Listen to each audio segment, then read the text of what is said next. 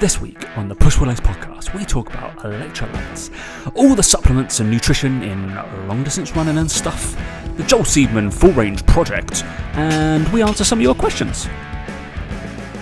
And 3, 2, 1, it's hot, Dan. Send out a warning. Hey guys, welcome to the Push Pull Legs podcast. For myself, Dammy.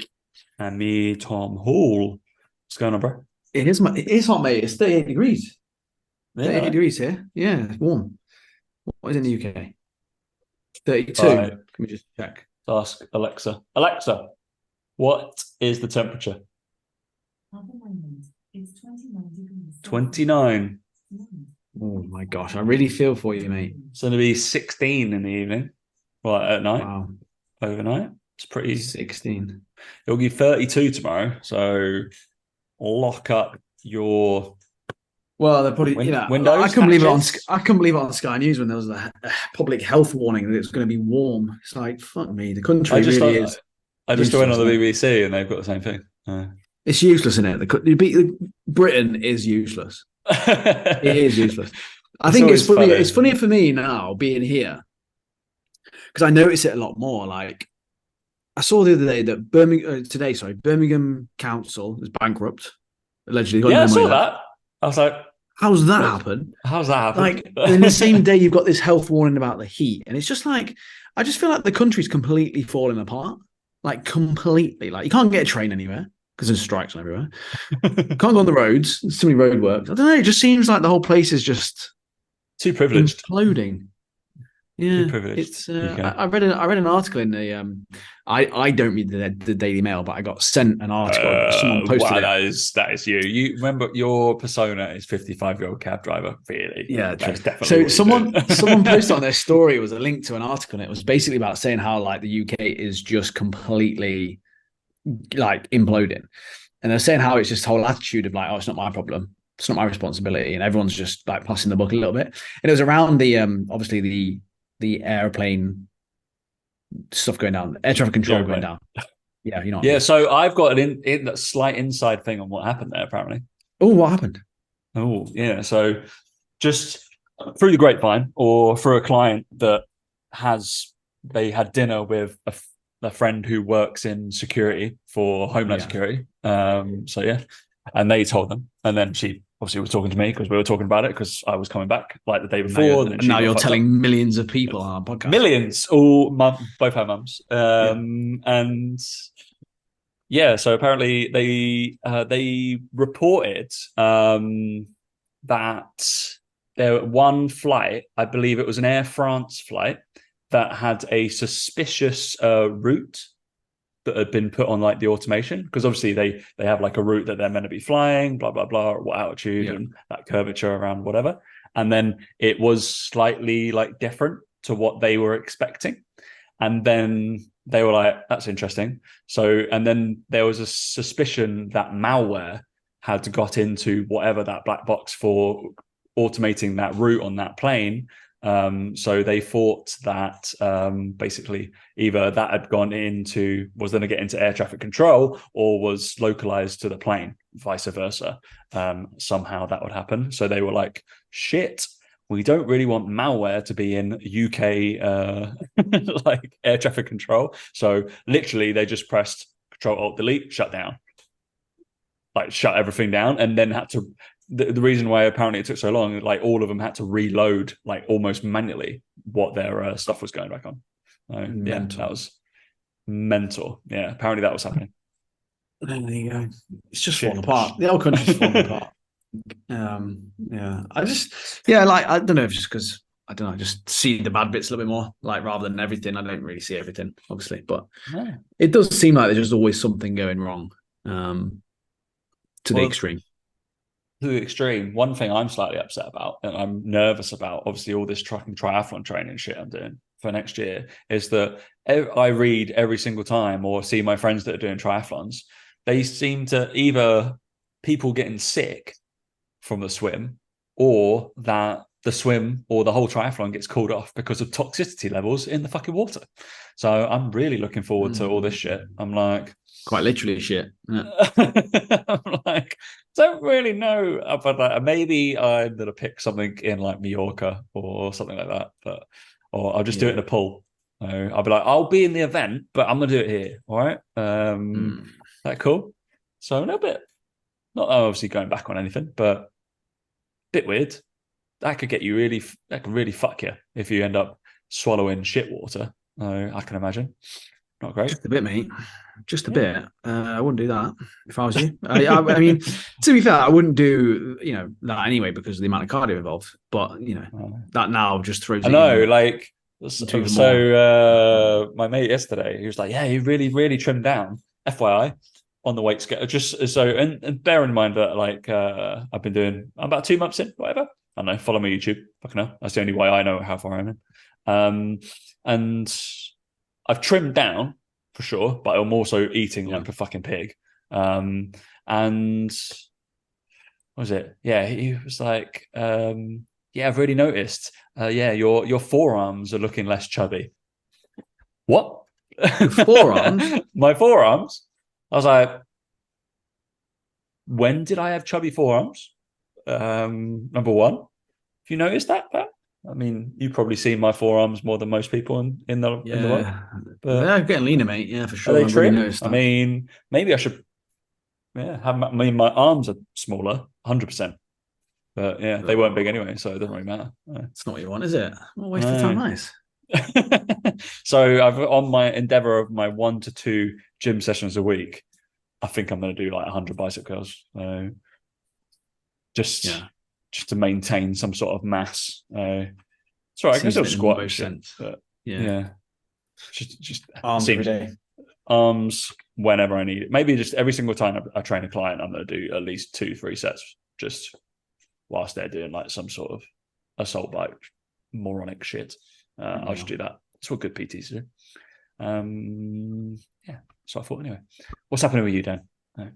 Not a lot, mate. Just getting into the groove of the old golf, new golf course, which is challenging, but hey, it's fun. It's good. But yeah, other than that, not a lot, mate. Just cracking on. Sold Blitz, pretty much sold it out. I think got 3 spaces left, I think, in the end. So that was all good. Some new things coming from me and Mike over the next couple of months, but that's about it. Nothing to report just yet, but they will be coming. Lovely. Yeah, and just taking it easy, mate. Just taking it easy. Practicing for the Tom and Dan Open. That is end of October, isn't it? 7 weeks away. Ryder Cup end of this month. Top Boy's out on Thursday. New series of Top Boy. Last series of Top Boy. Loads going on, mate. Oh, we haven't done that in a while. Yeah, like I'll write that down now. Shows. Let's hit that at the top because the subjects I've written down are quite boring compared to that. Compared to shows we've watched, possibly that Dan has watched. I don't even know. It's always an interesting one because you don't obviously watch a lot of series sometimes. No. I don't know whether you're getting into it now that you're an old man and you're cool like me. I love a series. I can smash through stuff. I can't. I don't sit. I have to be really engrossed in it, but I'm more like a 1 episode a day person rather than like 3 a night. Like you're like 3 straight up. I'm like, yeah, let's get this done. Let's immerse myself. I want to I want to enter the world of whatever it is. So that's 100% me. So it's fun. So I did Silo over the weekend. Silo. Yeah. Talk to me. What's that about? On Apple Video? Is that what you call it? Apple TV. There we go. Yeah. It doesn't bode well for Apple TV that still the number 1 is Ted Lasso on there. Been out for a while, isn't it? Yeah. And still top 5 is like morning show and stuff like that. But yeah, Silo. Basically, I believe it's a book, as most things are, and they just make it. Do you know what a silo is, Dan? Yeah, it's where they hold a big rocket missile thing, isn't it? In it. I know from James Bond, isn't it? So they got that. That's like 100. So essentially, I'm not really. I'll leave the door open for people who want to go watch it. But if anybody watched Snowpiercer, it's really like that. But Dan won't know what that is. That's also a book. But Silo, you've got the silo, and you've got 10,000 people that live in the silo. basically, and there's 150, 160 floors all the way down. So obviously you've got like the mayor, and then you've got like some sheriffs, some like judicial people, and then there's like they've all got different jobs depending on if you're high level, you're at the top. If you're a low level person, you're at the bottom, like a mechanic or blah blah blah. And then it's a bit of a social class system, obviously, in the silo within these 10,000 people. But they've been there for quite a long time, because they don't know. They're under the assumption that some sort of shit has happened to the world, so they've had to go underground. But they're that many generations in that nobody who originally the founders of the silo are alive anymore. So they do like a little thing. We don't know why we're in the silo. We just know we're not allowed out, and it's not safe to go out. Today is not that day. All this bullshit. And shit hits the fan, basically. People start questioning whether they should be out of the silo and whether it's good outside. And maybe the people who are leading the silo are lying to them and keeping them in the silo. And stuff goes on, mate. Politics, drama, riveting, everything, yeah. So it's pretty good. Pretty good to me. And then I watched the first episode of Severance. That's got really good reviews. And that's started watching that. I could not get into it.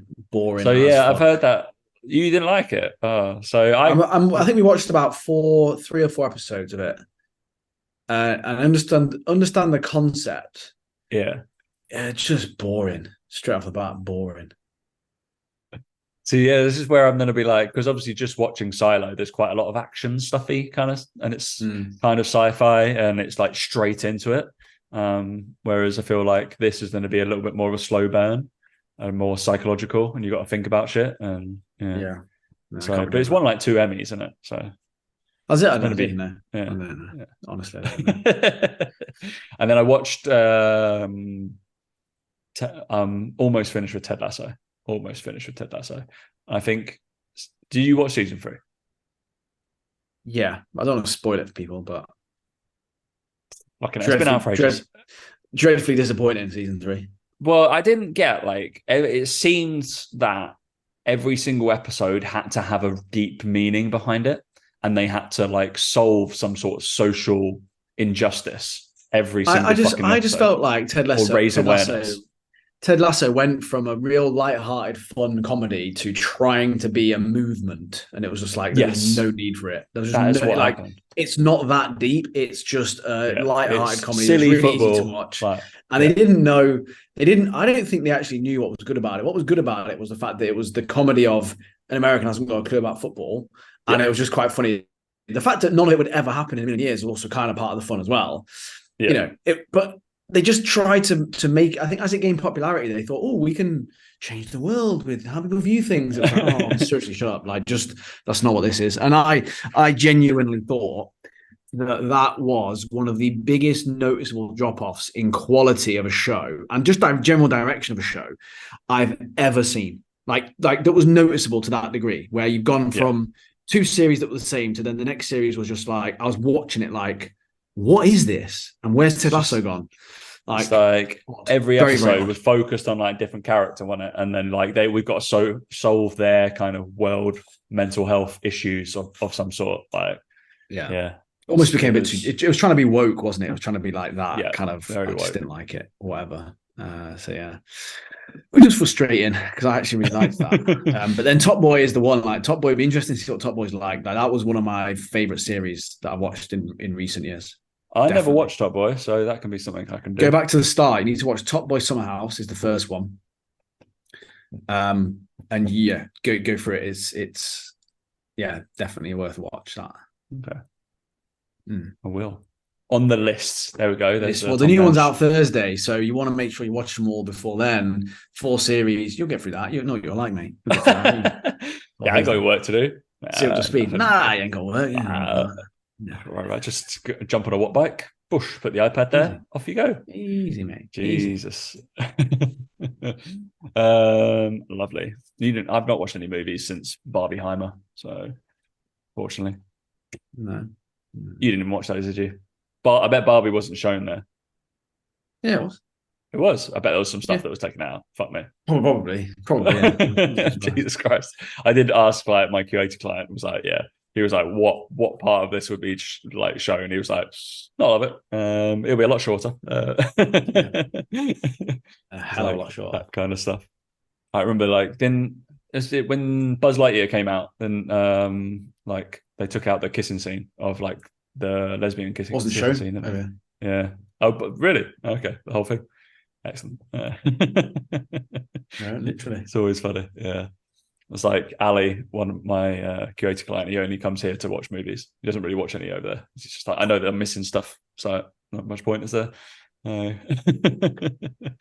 Always funny. All right, we've got a few topics to talk about, Daniel, because I can use your wisdom with nutrition. Did you know Dan's a nutrition man? Like, I think most people know you about business now. I'm a business Really? mentor. Nah, Is that what you were named before? Really? no, that's your voice though. That's my what voice, that's what I imagine that you when you write your emails and I read your emails. That's the voice I put on as you go through. That's fine. Good to know. Or just really upset by like duffing a chip or hitting a putt like 17 like yards past or something like that. So it happens regularly. So I'm gonna start commentating on your shots like that Jim Nance guy off that Instagram channel, just like chipping like fucking 4-year-old. Brilliant. I was like, yep. That's me. Relates to your putting. All good. Yeah. Well, we got to talk about Joel Seedman's project because I did send you that. He's decided to train properly. I know. It's just like revolutionary, guys. I'm doing an experiment. All right. Interested. We'll see what happens, shall we? We always dip into other people's groups, so let's answer Dan's group questions very briefly because he's already answered them on there, but I'll see what he says in person. And within a topic to discuss now, you're going to help me, Dan. I'm going to help you. You're beyond help. No, because obviously, I've gotten to the stage. I'm about almost. I feel like I'm about 2 months in. Pretty much, yeah. I started on like the first week. Okay, so I'm in for my third fucking month of doing a relentless amount of cardio. I've been looking at obviously go to my YouTube channel, but this week won't be really about my triathlon training. It'll be my gym-based training because I think people are bored of fucking oh, you did a run, great, cool. I'll be like discussing what I did in the gym, and I want to discuss because I've saved a few of these things because fueling myself for longer stints, Dan. Because obviously that's why I said you're a nutrition man. And I did remember that. So I was like, I'm an hour and I was like, all right, I need to do some shit. I started talking to. I know vaguely what I should be doing, but it'd be nice to hear it from the horse's mouth, eh? Unfortunately, I do train a few ultra runners. I don't really take much charge of their running. I get them fucking strong, so they don't break down because that seems to be a theme. Who knew ultra runners' knees give up? Who knew when they don't do S&C? Crazy. What crazy concept? Crazy concepts when they do 120,000 miles a week. Like, Tom, I just keep to fall apart. No, really? Good. All right. But yeah, we fueling stuff like because I've on the premise of like once my sessions or runs and stuff start to get above an hour at a time, which happened yesterday for the first time. In terms of runs, I've done bikes over an hour, but I don't really seem to have a problem with just water on that. But I probably should be fueling that a little bit better. Thoughts on what I should be taking or what I should be doing pre, what I should be doing post, what I should be doing during an hour to 2 hours. I'm not going to be probably doing much more than 2 hours of constant movement. But also I've got these. So I remembered I got given a gift of shit. These are not gels, which a lot of people thought they were gels on my Instagram yesterday. These are powders. You can hear the pop steroids. Steroids, yes. That's what you really need, Tom. Is you need steroids. Currently ingesting 1,000 milligrams of sodium, 200 milligrams of potassium, and 60 milligrams of magnesium in my LMNT electrolyte drink mix.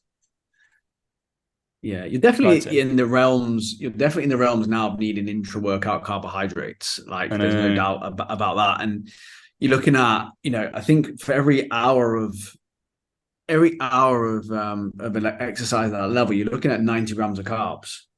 Is the theory? I mean, that's quite on the high end, I think. And you need a 2-to-1 split of glucose to fructose, I believe. It's been a while since I've done fucking endurance-based training, nutrition, but it's about 2-to-1 glucose to fructose mixture. And you're not going to be able to get 90 grams all in one hit. But Why the not? theory that yeah, good luck trying that. Bagel, right? Eat a bagel as I'm going. Halfway around, yeah, eat a bagel. That's great. You can get these. So they used to have them the guy who's taught in football. He used to get these ones. They were called GU. I don't know if they're still a thing. Goo gels. I They're swear, like like the isotonic gels, swear, like SIS have a fucking market lead, like always have done in this Yeah, shit. but the That's goo all I ones see. actually tasted nice, and that's why Oh, people used to really? actually quite like them. So they do one, for example, that's like I'm just looking at one now. Chocolate and sea salt with caffeine in it. They do Okay. strawberry banana. They do this one you'll like, Tom, espresso. Ooh. Um, so they do these like gels, and they're basically like these energy gels again. Like obviously, like we all know what energy gels are. But they were quite like they tasted quite good, I think, from what I remember, because I tried some of them at the time. Um, they got caffeine in, a bit of caffeine in, etc., etc. But yeah, they basically just got carbs in, and they're really light, easy to carry. It's that sort of thing that you're going to be going for. Realistically, cherry lime, that'd be nice. Vanilla orange sounds a bit minging. But yeah, make sure you try those out. But yeah, like they're the sort of things that you'd then be looking at, really. Goo gels. Let me see what they come up with. They must have like an actual website. Goo Energy Labs. Yeah. Something like that would be useful. You're not going to want to eat during it, like, because it's just effort. Some people do. Like, depends on how low intensity it is. You can eat technically, but it's just going to cause disruption, GI disruption, and stuff like that. But they do a pumpkin spice one, mate. Seasonal flavor. Not sure about that. But yeah, that's kind of where you're at. Is you need more electrolytes now, basically. So start off with say 30 grams of carbs on the hour mark and see how the second hour performance is, and then from there go up. If you need, you might be able to stretch to 40 grams in the serving, 40, 45. I think you might be pushing it in terms of GI disruption at that point. But basically what you do is you'd have, say, 20 to 30 grams after an hour. You then test it again, having another 20 to 30, say 15 minutes after that. Because obviously there's a digestion element to it as well. So you just have to time it. That's what the training's for. Like the amount of times I used to work with someone, they used to be training their nutrition as well as their runs. So you'd start testing, okay, do I need to take one on 45 minutes? And do I notice the impact of that on the hour mark? Do I notice the impact of that at the hour 15? Like, thinking about that sort of stuff is going to be important. Because it's an interesting thing at the moment, because obviously I've done probably 3 or 4 like 10K efforts, and then I've just started my 12K efforts. Basically then my longer recovery runs are like an hour plus now. And my swims are about an hour, like in the pool anyway, but I won't need to do much longer than that. Like swim time won't be anything more than probably for me 35 minutes total. So and I probably can't refuel during that time. Gonna put it out there. I don't think I can. And obviously the bike I will have to, because that's going to be a big chunk of time. Yeah, when the I bike's going to be do the it. one. Yeah, It'll be like 3 hours on the bike. That'll be quite a lot of shit going down. But at that point. But it does seem to be a noticeable change in heart rate and my only kind of anecdotal fatigue after currently about 40 minutes, 45 minutes in. I noticeably get like less chatty. My heart rate starts to elevate slightly. I'm definitely drawing on, like, this could be a case of like just fatigue, obviously, and not being conditioned for running that long. And I'm assuming it's going to get better and better and better. But it has been noticeable that my legs start to go, I haven't got as much glycogen or as shit in as possible as I'd like. And that seems to be, I don't know whether, so from your opinion, would I need to put that like 10, 15 minutes before I feel like that's going to come on? Or will I do it, boom, that's going to come on? So, Well, there's also the theory, not a theory, it's fact, scientific proof that just having the carbohydrates in your mouth yeah, signals that your body can start to perform better and increase power output. So with that, making sure that you actually keep the gel in your mouth, swirl it around, and like your body knows it's kind of coming, because it's then gonna have an effect on your performance before it actually gets into your bloodstream. Which again, something that people are using to their advantage now. So with that in mind, I would say, yeah, 15 minutes before you know that's going to happen. Mm. But also as well is like there's that element to it, but there's also the element to it where it's like taking the opportunity when it comes. So for example, if you're changing from swim to bike or swim to run or whatever it is like using that opportunity to go, well, actually, I'm gonna save time if I do this now rather than slow down and make sure I fucking don't crash or whatever. I'm sure that it's not a huge problem. But there's certainly the bike's going to be the time where you could get the most in, just because of how easy it's going to be to do it. When you're running, not so much. With that, so there's as much thinking about that as well. But yeah, I think for you, once you start on like say the 45-minute mark, it's going to kick in an hour. And you're looking at then probably every 30 to 45 minutes having 20 grams of carbs in one of those sort of gels. That's what's in it, 20 grams of carbs. You then just start looking at that and going, right, how many of these can I ingest before I start getting the shits effectively? This is problem number one. And how easy is it to digest? And am I noticing the benefits and differences, with that? Because you're going to have to soon start thinking about glycogen loading the day before your event, your training sessions, never mind the event. You're gonna have to actually start practicing. Okay, if I fully load up on 500-600 grams of carbs a day before my training, when do I notice that difference? Because you're still at the point where, to be honest, you, in my opinion, shouldn't need the gels doing that level of training. You should be carbing up the day before. You should be going, right, I've got to be nailing 600 grams of carbs, get fully stored of glycogen. I think just by doing that, you'd notice a difference in your training performance the next day. yeah, Because that arguably is going to be. So my point in that is there's no point in you practicing your race day nutrition protocols with all those things unless you're fully glycogen stored up, because you're going to be obviously for the main race. So you have to kind of consider. I mean, I would if I was you now, if you're going to take it seriously, is like you want to be making sure that you're okay. If I've got a long aerobic day coming up, day before, 600 grams of carbs, 3 bowls of cereal, like heaven for you, Tom. But tracking it and being like, I need to be clear on how much of this is going in so that I can start to notice. Because if you can push that time to exhaustion effectively back 20, 30 minutes just from doing that, yeah, you're in a much better position, because the intra run or bike or some whatever carbs is a delicate thing to get right because of GI distress and all that sort of jazz. So if it's already in there, it's much better than doing it during. Beautiful. Otherwise, you do a what's the phase? Who shot herself on a marathon, isn't it? Paul Radcliffe. Paul Radcliffe as well. It happens. Does happen, yeah, unfortunately. Well, good. Well, my So yeah, you've got drinks... permission. You've got permission, Tom, to eat lots of cereal the day before you have a high training day. Excellent. I need to go buy some cereals then. I mean, make sure you do. I will. You know what I'm gonna do though? I'm gonna go to Aldi and buy all the random brands that I've never tried before. Well, they probably come from the same factory anyway. Oh yeah, we know they do. We know they all come from the same fucking shit. So, and they'll have 1 gram of sugar different, and that's it. Yeah. It doesn't make all the difference, to be fair, the 1 gram of sugar. So true. Whether MyFitnessPal have it tracked, I'm sure. But I'm looking forward to trying through but like the noticeable on the electrolyte stuff.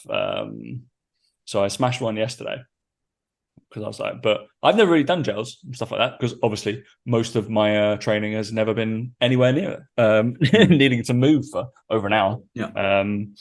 And yeah, whenever we play football, we just get fucking jelly babies and oranges and shit. Just like, all right, that'll work.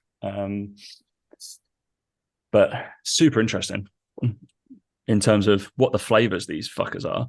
LMNT. They're a bit expensive. They work out at like £1, £1.50 a sachet. I was like, yeah, I think the Goo Energy stuff would be the same. So unfortunately, I've still got my MyProtein voucher. No, codes. So on. Codes. MyProtein code. So be rude not to fucking get like 40-50% off whatever they do. I'm assuming. Oh yeah, anyway, right? they'll have the same sort of thing. Yeah. Yeah, it'll be exactly the fucking same, won't it? Surely, just yeah, bigger brand in it. But yeah, I went very safe. So which ones? So yesterday I went really, really safe, and it was just orange salt is what I had. So out of these, Dan, quickly rank these on what I'm gonna taste test every single one of them. And one of my followers was like, prepare yourself and for see if you can pick which one that I need to prepare myself for. Okay. So we have raw, unflavored. That'll just be really salty, I'm assuming. Chocolate salt, which I'm not too sure whether that's going to be good because chocolate-based drinks are not fantastic unless it's a milkshake. That's not good. It's still not going to be good at all. Watermelon salt. Yeah, might be right. Citrus salt. Standard. Raspberry salt.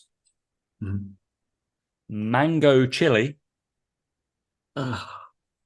And lemon habanero. Why are they making it spicy? What the fuck? Those last two. That's what you want when you're running around and you're exhausted. Oh, I tell you what I'd love right now. A bit chilly. Fucking mango chili and lemon habanero. Yeah. What the fuck? So that can't be good. I know. I'm gonna do. I might have that. I don't know. Just before I run, so it's like in me, but yeah, going just so I can do a fucking taste test video. Not about that. I love the on the thing as well. It's like, all right, mix with between 16 ounces to 32 ounces of water. That's about 500 to a liter. Yeah, quite a large amount of water for the one sachet, and just to find your flavor. So like, I had about 700 mils in my big liter bottle, and so I was like, I'll just do that as kind of middle ground. Fucking salty, aren't they, Dan? Fucking salty they are. So I'll be doing it with a whole liter of water, so I'll be fully hydrated. But also I noticed my pee was incredibly yellow post run. Might put some V vitamins in there.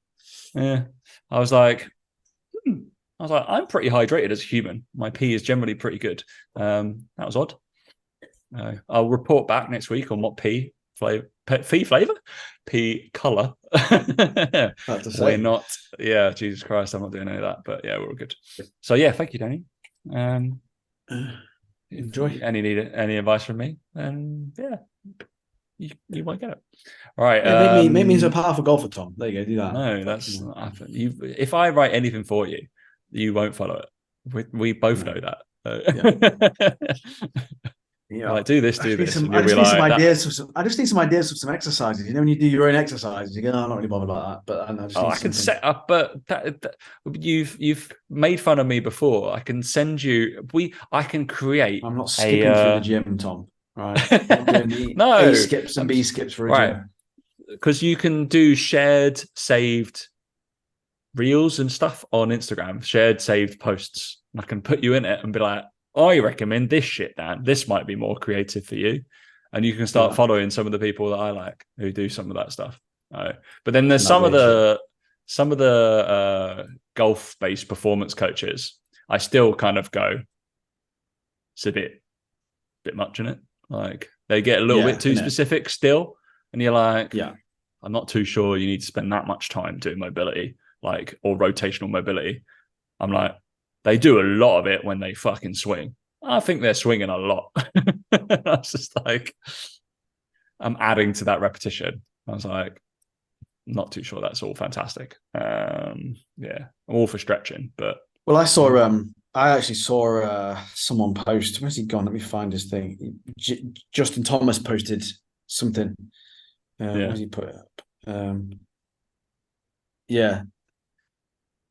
Or he's put his story. One of the biggest names in golf getting sent random workouts over text. He basically posted that he got sent a workout on a text. And this is the workout. This is what it starts with, and this is how it goes. You tell me what's wrong with this.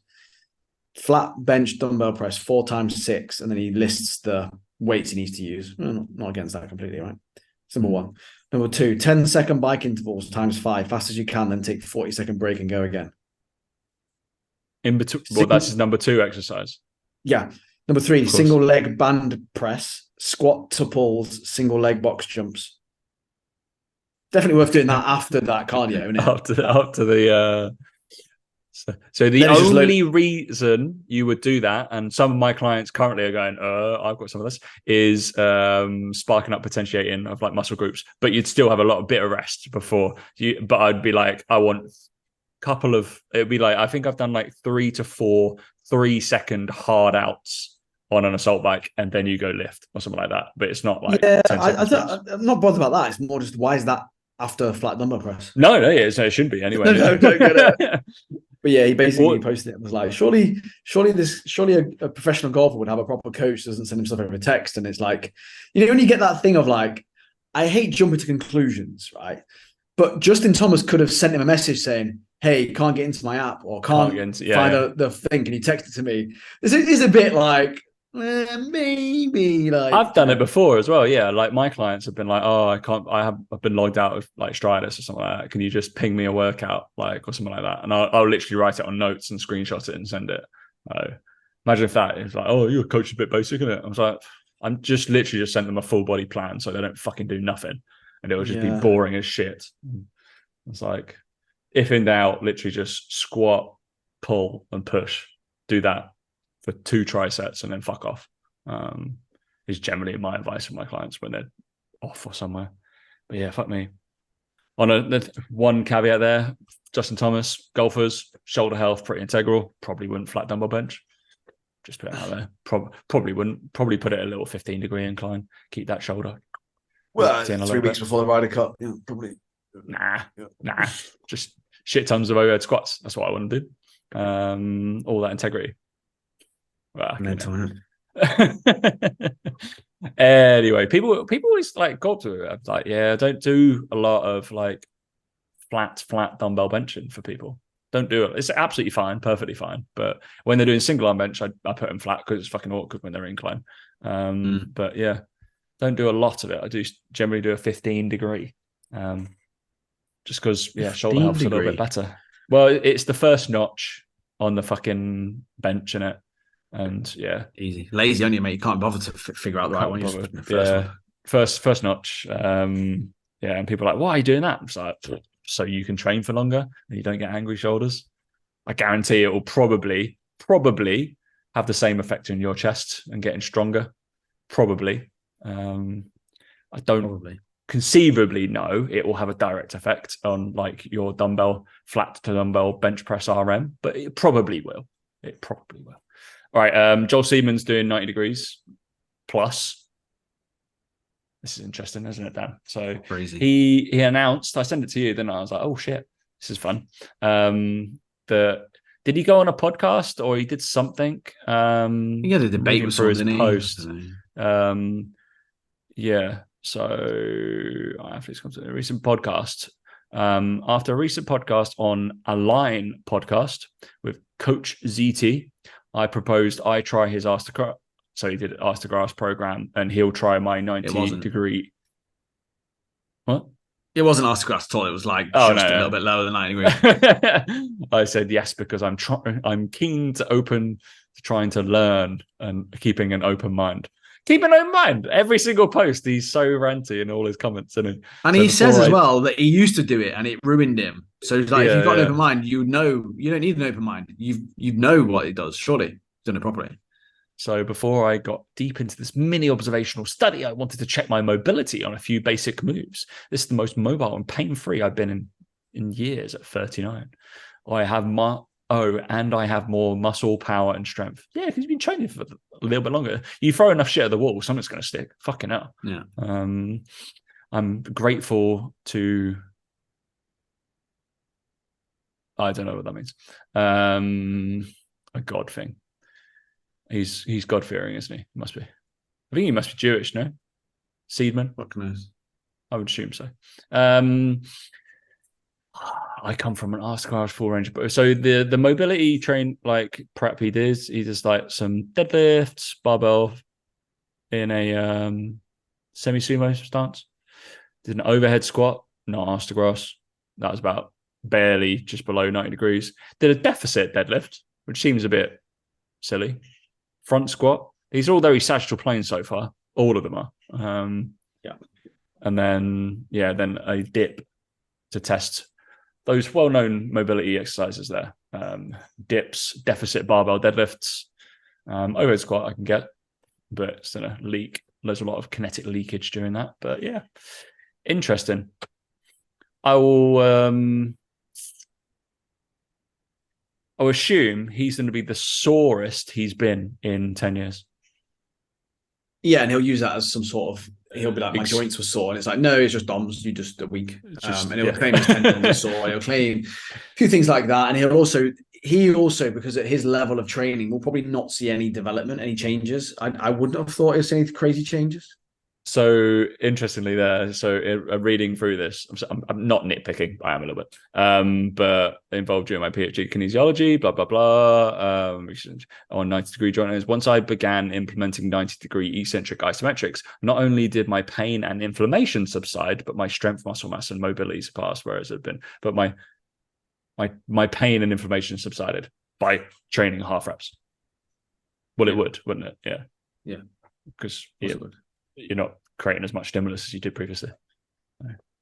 Anyway. And that's what he's going to say. He's going to say my pain and inflammation came back. And it's like, yeah, your pain and inflammation because you're inflamed because you're not training properly. Yeah. You're right. Yeah. It'll be super funny. I should follow the other guy. So we can do a little review on his Ask the Grass program. Coach Zach Tilander. He's a grappling coach and a weightlifting coach. So yeah, he's all going to be like all that kind of stuff, isn't he? That'd be interesting. He squats quite low. Getting low. He's got a mustache as well. We like that. Nice. So that's an interesting thing. It's always nice to try new shit. And guess what? Why Joel Seedman's doing that? Because he's got more content to talk about. Some coaches might learn that someday. At least he's doing that, mate. You couldn't fault his content. He speaks what he believes in. Like, and you know, decisive.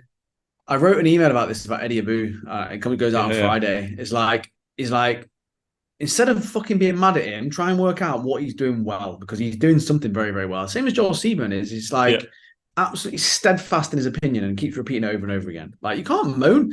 He's an idiot, but he's got a better business than 99% of other online coaches out there.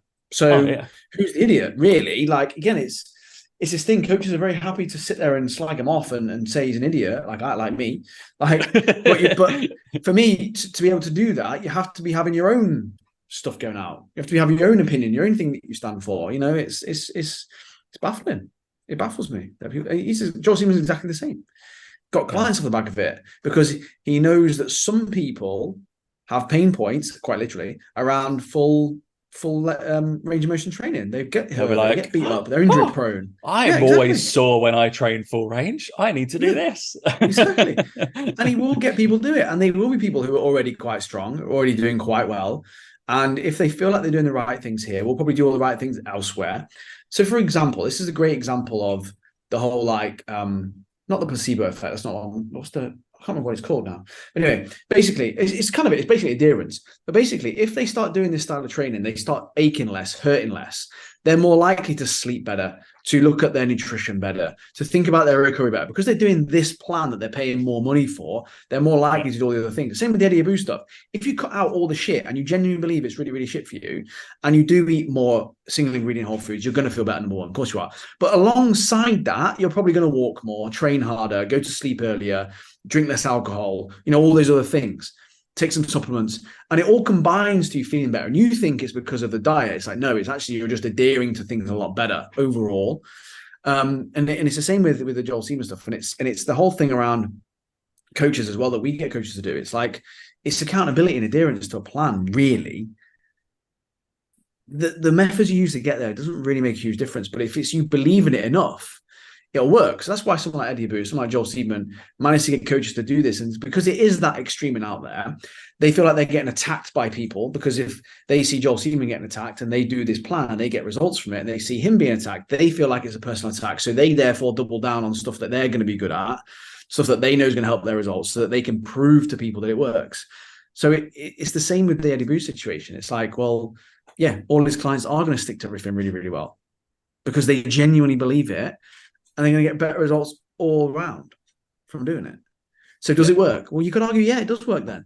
You could argue that it works then. How it works, is a bit of a grey area, but and that's the thing coaches don't get and it's also why coaches that preach all the moderation, all the balance, and don't like putting themselves in a camp and don't like saying one thing or the other, don't get that. Do you know what I mean? They just don't get that level of, I suppose, following and all that sort of stuff, because they're not prepared to put their opinions out there and stand for something. Got a bit off topic there, but anyway, it's relevant, isn't it, to both those people looking at their posts. And the other thing about it is that they always post about it. I said this to a client earlier on a call. I was like, Eddie Abu just holds up a different piece of food in a supermarket and says the same thing about it. This is shit. What the fuck are they doing? And this is shit, guys. This is shit, guys. And the content's no different. It's just a different piece of food. What does he sell? What does Eddie Abu sell? He's got ebooks and coaching. Okay. He does ebooks and then coaching, I think. But okay. He'll be full. He'll be full with online clients. He'll be full with people reaching out to him saying, "Can you coach me? I need help. I feel like this. I feel like that." He'll be full. Yeah. Absolutely full. No doubt about it. Joel Seedman is as well. Yeah, we know. So Joel Seedman's a millionaire. Like, absolutely smashing it. Like, must just amount of people that comment going, "Oh yeah," just if you just. Because he gets fucking interaction off his posts all the time, absolutely kills it. So you can't fault his ethic. But yeah, interesting. Yeah, that's the thing is, it's standing for something. Fuck me, it's just stand for something. No, it's hard. Eddie, there we go. Got it. Eddie Abu, he loves it. Loves it. He loves it, does Eddie? Stan Store. Click on it. Join my free Facebook group. That might be good for content. Yeah, might be actually. He does. Yeah. Muscle building guide, ultimate fat loss guide, subscribe to the YouTube channel, newsletter, Facebook group, cookbook. Get my this is shit. There you go. I knew his tagline. Brilliant. He's got me in front of my marketing. This is shit. There you go. Lovely. All right. Let's answer. Probably start selling t-shirts. He'll probably start selling t-shirts with it on as well soon. Well, that's what you just said. Yeah, get my t-shirt. Oh, is that what you just said? T-shirts, yeah. Yeah. Get my this is shit t-shirt. 20 quid. Literally just says this is shit on it. And then Eddie Abu. Amazing. Yeah. Mental, isn't it? Interesting. I'm assuming that they're sold out, but he's gone from small, medium, and double extra large. Okay. yeah, because all his audience are large or extra large. So, yeah, I was like, didn't do too well on the order in there, did you, Eddie? I didn't project how big your audience is, literally. Yeah. It was funny. I ordered all my hoodies for my clients and stuff, and then obviously stupidly bought like 5 medium hoodies. I do coach females.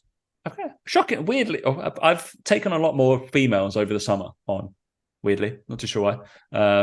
Getting a message across. It's good instead of booty building. But yeah, obviously they get sent like hoodies and stuff. And yeah, no females want medium-sized hoodies. They all want extra larges. Brilliant. Thanks. Yeah. Glad I ordered them, didn't I? Yeah, brilliant. I was like, I'll order some mediums because I'll take a medium, mate. Medium will fit me. I'm small. It'll fit you. It'll be fine. Yeah. It's like, I'll just give these guys away, so it's fine. I was just like, fuck's sake. All right. Just dress up kids, basically, in my stash. But yeah, we're good. Answer 2 quick questions. Lead magnets from your group, Dan, because I thought it was interesting. Lead magnets. Has anybody got I think the current, I can't remember who it's from, but a performing lead magnet would be? A high-performing lead magnet would be very unique to each individual, number one. There we go. So yeah, someone asked the question, they said, has anyone got any ideas for a high-performing lead magnet, or has anyone had one and how did it go? And like my response was, It's more about how you sell it to your niche and how well you know your niche and if it's what they need, etc., etc. Because actually, funny enough, I had a new client this week, and he came from another mentor, and the mentor he was working with gave everybody the same lead magnet to use. It was like a plug and play one, like so everyone there has the same one, and I was like, what? How is that useful in any way, shape, or form? Because me and Mike look at ours, and we've actually literally just about to launch 7. That's what I was talking about. All the nice things that are coming. 7 new lead magnets. Really cool lead magnets. Whatever, free things. Whatever you want to fucking call them. Yeah. But we were like looking at them like really specific, very unique, like our tone of voice, our way of thinking, or whatever. A few reasons we're doing 7. I'll maybe dive into that next year in 2024. When I've got the information. I just don't understand how a coach can listen to a mentor and they go, yeah, so you're going to get the same lead magnet as all the other people in there. Sorry, what? Like, why are you accepting that? Why is a coach going, oh, that seems like a good idea? And not questioning, well, no, like, that seems a bit stupid. Where's the coach saying that seems stupid? Well, would the mentor have the same as all the other mentors out there? No, he wouldn't, would he? Would he? Would you download it then? No, you wouldn't, would you? Right. So use the same logic on yourself. Yeah. Like literally lead magnets, right? Yes, they need to be good. Number one is what I would say is they need to be good. You can't, it's your first impression potentially of, to someone of your business, how seriously you take it, all that sort of stuff. So it needs to be good, right? It doesn't need to be spellbinding and like a fucking novel, but it needs to be good. The second thing is you need to sell it as much and with as much passion and vigor as you sell your normal coaching. People need to believe that by downloading it, they're going to get something that's going to really help them. The problem that coaches have with lead magnets is they just say, oh, hey, I've got a free fat loss guide in my bio. Well, no one's downloading it then, are they? Literally no one, because you've just said it like that. You need to ramp it up and say, you might have some social proof of your client, Tom, who's lost 8 kilos in the last 8 weeks. Throughout the 8 weeks, we overcome so many hurdles, X, Y, and Z. To achieve it, Tom had to do A, B, and C. It was really difficult, but what I've done is I've distilled it down into this free guide that I'm giving away to help you kickstart your 8 kilo fat loss in 8 weeks. It's completely free, and it outlines everything you need to do from day 1 to day 72 with no stone unturned so that you can finally feel good in your triathlon suit, feeling good getting out of the water when you feel like you're completely naked and you're ready to run fucking 20 kilometers, I don't know, whatever, right? You sell it like that so that people go, fuck me, I need to get this because I want to be like Tom. And then they download it. Problem is, most coaches, they put out a video and at the bottom of it, put out free guide in bio. That was the last line of the fucking thing. It's ridiculous. So in terms of high performing lead magnets, it's as high performing as you make it because it's how you sell it. There you go. And then ideas, it's like fit your fucking niche, who you want to talk to. So currently, the lead magnet I have is I think it's like a 12-page ebook around football training. So training to be a football player, whatever, or like field-based. It says football because I want it to be a little bit more specific. But that is part of a wider lead magnet chain, which is basically coming out each month. But yeah, that would be have a theme. Fuck me. Yeah, have something that's going towards. And yeah, I shared it yesterday. Literally, people have gone, oh, I'm starting your plan. Cool. It's not like a massive plan. I've literally just given them a week and linked YouTube videos to every fucking program. And it's a program that's written out and it's got a YouTube video of me explaining the whole fucking program to them as well. It's like, yeah, it's free. Cool. But this is probably what my coaching's going to look like. But that's the idea. It is a lead magnet. Yeah, it's free shit. I think I've said it buff on this podcast before. I was like, yeah, free stuff. Just have more than one as well. People are so obsessed with like, oh, what's a good one? Have 4, have 7, like we're doing. Like, have loads. Why do you have to have just one? Like, it baffles me. Because so from the training point of view, I currently have the football one. And then when people sign up on a different way email list, I think they get a running calculator guide thing, something like that, which I made. And it wasn't like, nobody needs a fucking another calorie calculator. Put that out there. Nobody needs that. It's fine. It's like, it's built into every single thing. But yeah, that's like if you've got a 5K run, you can put it in. So if you want that, fucking hell, just message me. And then I feel like I've got something else that I've given away. I've got 3 more like fitnessy based ones at the moment that are doing some rounds. But yeah, just create them a little bit more your niche specific, because mine will be like running people, because I get people to run, shockingly. And then it was more like football based training. And then I think I've got one that will be coming out, because I only fucking did one video on bullshit building and your training plans are split. That's something I'm going to lean into in terms of content. Because yeah, amount of messages going, oh, have you got an example for body training? What? And I'm like, oh shit, people need that. Okay, cool. Let's go make one of those then in the same ilk, or like provide that. That's fine.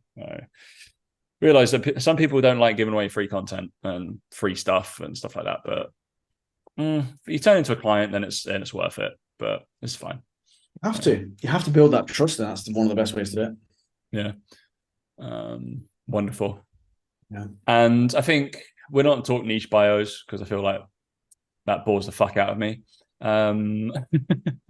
If it feels like half the question, I've been in mentorship groups as well. It does feel like a lot of people always ask about or change their bio a lot.